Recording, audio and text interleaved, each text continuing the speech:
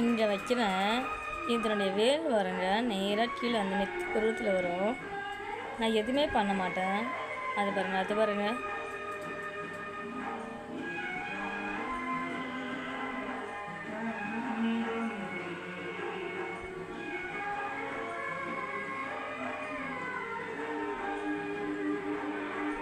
நான் எதுவுமே பண்ணலங்க. இது ரியலி உண்மை. என் முருகர் எப்பவுமே என் கூட இருப்பார். என் வேலும் என் கூட தான் இருக்கும்.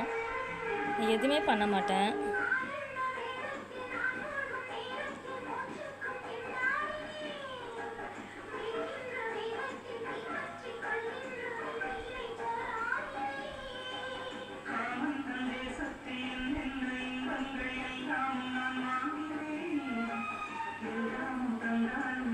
இதுக்கப்புறம் போகாது.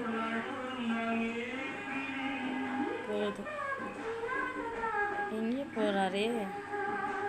என் நெத்தி பருவத்தில் வரலையா தான் வந்துட்டார். கிட்ட வந்துட்டார். அவள் தான் நின்ட்டார். அதுக்கப்புறம் வரல. அதுக்கப்புறம் போகல.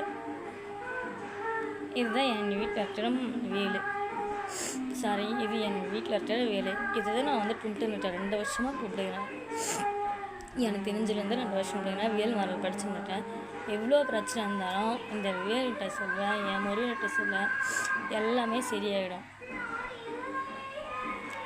எனக்கு அப்படியே எல்லா பிரச்சனையும் இவர் தீர்த்து வச்சுருவார்.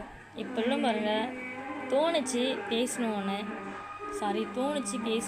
வந்து கையை வச்சேன். சரி, இந்த நெட்டை வச்சு நெட்டை வச்சேன்.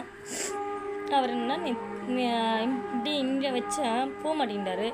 சரி, நான் இந்த மேலே வைக்கிறேன், நீ கீழே வந்து நிற்கும் அப்படின்னு. அதே மாதிரி நின்றுச்சு. நீ நம்பினாலும் சரி, நம்பாட்டும் சரி, அதை ஒன்றும் இருப்பான். உண்மையாலுமே கடவுளுடைய நம்பிக்கை இருந்தால் கண்டிப்பாக நீ நம்புவீங்க. நம்பிக்கை இல்லை அப்படின்னா நம்ப மாட்டீங்க. நான் ஒரு காலத்தில் நான் 8th படிக்கும்போது ஒரு பொண்ணு தான் எனக்கு வந்து முருகா அப்படின்னு காட்டி கொடுத்தா. அன்னிலேருந்து இது வரைக்கும் முருகை தான் கும்பிட்டு இருக்கேன். என்னுடைய கடவுளே முருகன் தான். நம்பாத்தோம் அவரோட கையில் இருக்குது. அதான் முக்கியமாக சொல்கிறேன்.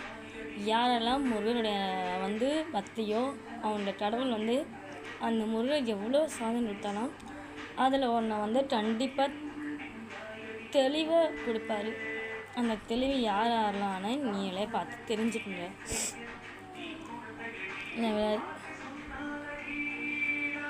ரொம்ப ஓவராகவும் பேசலை. முடிஞ்சால்